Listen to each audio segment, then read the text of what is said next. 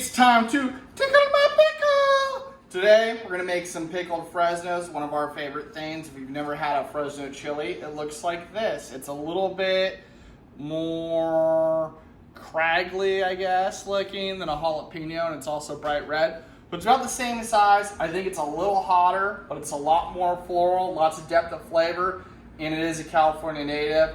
It's Fresno in the name. It actually came from there where it was cultivated, I think, in the 50s. All we're doing is just slicing these about 1/8 of an inch. You could use a mandolin, but it's gonna be pretty tough since chilies are a little bit more delicate. And you just go to about the end cap. We don't want that. Seeds are fine. All right, since we're gonna use the same lacto fermentation brine for pickled Fresnos, I'm gonna go ahead and pickle some onions because it's one of our favorite things too. For this, I'm gonna use a mandolin. If you've never used a mandolin, it's a fancy slicer that you can set different thicknesses. I got this one set at about a little less than 1/8 of an inch, which is my preferred thickness for pickled onions. You just peel them whole and cut them like this. This is the best way to do it. Kind of claw over and slowly bring it back all the way. And you just keep slicing. And you just go as far down on the onion as you feel comfortable. I'm kind of a mandolin pro, so I don't mind going far. They don't need to be perfect rounds. I'm having some tearing on some days, not a big deal. So you just take it down so they're comfortable. And then just like the Fresnos behind me, we're just gonna end up stacking these in to some jars, and then we'll top it up with a brine. Ready for some pickles. Okay, yeah, so here we go. We've got our brine. It's about 2 cups of water, 2 cups of apple cider vinegar. This is a 2.5% salt solution, which is enough to get these to lacto ferment. I'm not gonna explain what that is. Go to Wikipedia for that.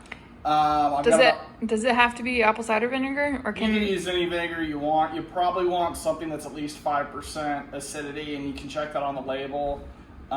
Sometimes we use champagne or white wine vinegar.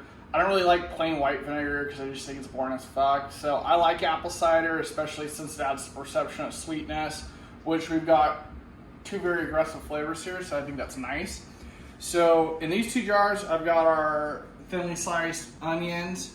These 2 jars, I've got just Fresno chilies with about a tablespoon extra of sugar added to them. And then in this jar, no extra sugar, but I added Chile de Árbol, which are smoky and very hot, and whole garlic cloves and a bay leaf. This one we're gonna let go for at least 2 weeks to lacto ferment all the way through. Then we're gonna pull the bay leaf out, dump the rest of it into a blender, and make our own fermented hot sauce. Fun. Yeah, it should be good. So these guys just wanna fill them up. They're not gonna take much, probably like, yeah, that's good right there. Move on. Did you put any salt or anything in the onions? Yeah, so I told you, if you were listening, Britt, My bad. that there's 2 tablespoons or 2.5% salt solution here. So they didn't quite get up there all the way, so I'm just gonna top these off with water, not a big deal. It's just like kind of a splash like there. So we're gonna use reusable glass mason jars. So you just wanna make sure your jars are sterile. Mine came out of the dishwasher earlier, so, oh, that's not a starter. Get another lid. Mason jars have this little thing here, like that, if you punch them in. And we're gonna sterilize these because it's a best practice. So I've got my steamer going, just base filled with water. And we're just gonna lid it, set a timer for 5 minutes, and carefully take them out when they're done. Okay, we have sterilized our jars. All I did was wipe them off with surface with a wet rag. What you're looking for is no springiness in the lid because that says, hey, we got a good seal. Does it really matter for this? Probably not. There's enough acid and vinegar and everything else, but you probably want to eat them within about 9 days of making them. So that's pickled Fresnos and pickled onions.